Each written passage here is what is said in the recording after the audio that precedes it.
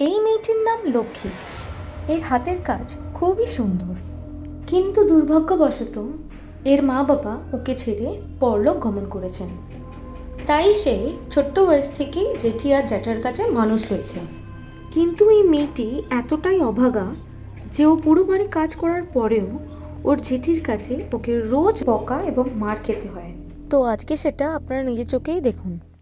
কি করছিস সেটা? তোর এখন এইগুলো করার সময়? ঘর বারান্দা বুঝেছিলিস?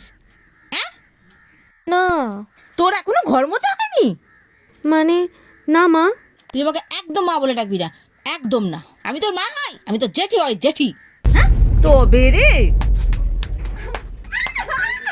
এই ওঠ ওঠ এখান থেকে।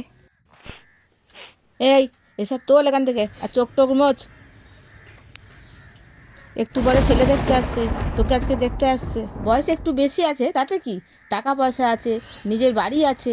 আর না, এটা তো বলা যাবে না, ওর যে আখের পোকের একটা মেয়ে আছে। না, তাহলে তো বিয়েতে রাজি হবে না, আর ওর জ্যাঠাকেও জানানো যাবে না।